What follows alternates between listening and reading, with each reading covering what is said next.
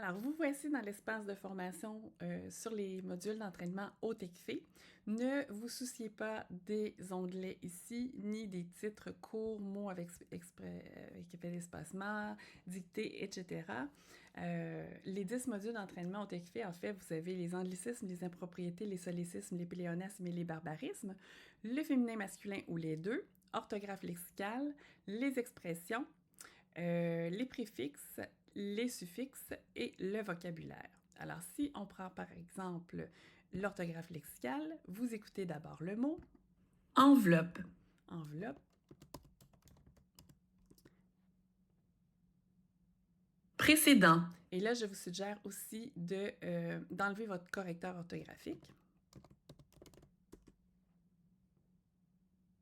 santé,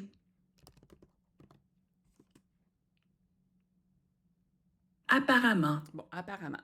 Apparemment, on pourrait dire, OK, est-ce que c'est 2P? Est-ce que c'est avec un E ou tu sais, parce qu'on entend apparemment, mais apparemment, c'est avec un E. Est-ce que c'est 2P? Je vous suggère aussi d'enlever votre correcteur orthographique. Supposons que vous faites une faute. Ici. apparemment, Donc, on voit que c'est 2M et 2P. Donc, posthume, apparemment, que le mot apparemment prend deux P et 2M. Alors, ça peut être un truc mémotechnique. Que vous ayez la bonne réponse ou pas, essayez de faire un effort conscient pour savoir quel truc vous allez pouvoir utiliser pour vous assurer de bien mémoriser l'orthographe lexicale des mots. En ce qui concerne ici les anglicismes, bloc-notes ici, ça ne sert pas vraiment à... C'est plus ou moins utile. Bon, si vous en faites usage et que vous aimez beaucoup ça, vous me partagerez l'information, mais je n'ai pas l'impression que c'est si utile que cela. Alors ici, on a anglicisme, impropriété, solécisme, pléonasme et barbarisme. Étant donné qu'il y en avait beaucoup d'anglicismes, par exemple, nous avons réparti là, en petits groupes de 25 les anglicismes. Alors, quelle est l'expression appropriée? Est-ce qu'on dit admissible en preuve ou admissible comme preuve? Oh là là!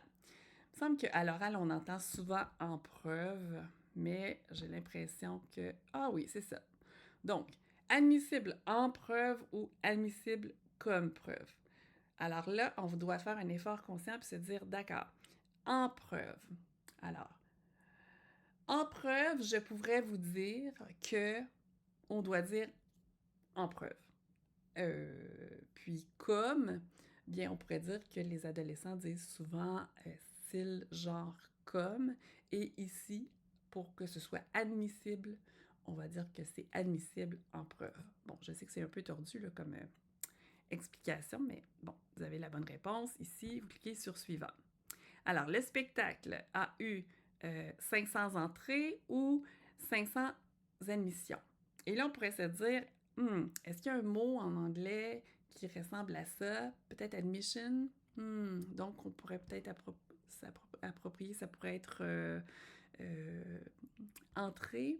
Eh bien oui, c'est la bonne réponse. Alors, le fait de se poser des questions et d'avoir une rétroaction immédiate, ça nous permet de modifier nos connexions neuronales. Je vous invite d'ailleurs à regarder la vidéo d'accueil et la vidéo de la première semaine là, en rediffusion.